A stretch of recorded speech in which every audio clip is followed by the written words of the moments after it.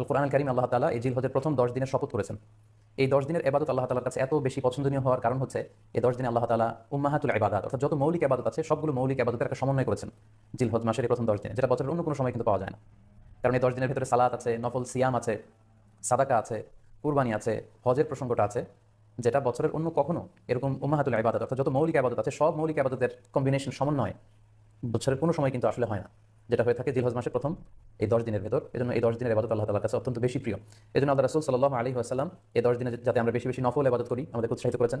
পাশাপাশি আমরা যেন বেশি বেশি তাহমিদ, তাহলিল, তাকবীর দিয়ে এই 10টি দিনকে মুখরিত করে রাখি। এজন্য তিনি আমাদেরকে আদেশ আমরা যেন বেশি বেশি সুবহানাল্লাহ ওয়া আলহামদুলিল্লাহ লা ইলাহা ইল্লাল্লাহু আল্লাহু আকবার এই আজকারগুলো যেন আমরা বেশি বেশি পড়ি। এবং আরাফাতের সিয়ামের ব্যাপারে আল্লাহ রাসূল সাল্লাল্লাহু আলাইহি ওয়াসাল্লাম আশা করেছেন যে 9 জিলহজের যে নফল সিয়ামটি অর্থাৎ আরাফার রোজা, এই আরাফার রোজা যে ব্যক্তি রাখবে আল্লাহ রাসূল সাল্লাল্লাহু আলাইহি ওয়াসাল্লাম বলেন যে আমি প্রত্যাশা করি এই সিয়ামের বদৌলতে বিগত একটি বছরের এবং সামনের একটি বছরের যত পাপ হবে এই পাপগুলোকে আল্লাহ তাআলা আমাদের জন্য ক্ষমা করে দিবেন। এবং জিলহজের 9 তারিখ ফজর থেকে কিন্তু আমাদেরকে ওয়াজিব তাকবীর পাঠ করতে হয়, আমরা জানি। সেটা শুরু হয় আরাফার দিন ফজর থেকে, 9 তারিখ ফজর থেকে শুরু করে 13 তারিখ আসর পর্যন্ত এই তাকবীরগুলো প্রত্যেক সালাতের পরে পড়া আমাদের জন্য আবশ্যক। আমরা যেন এই নফল আজকারগুলো, এই নফল তাকবীরগুলো যাতে আমরা বেশি বেশি করে দেই।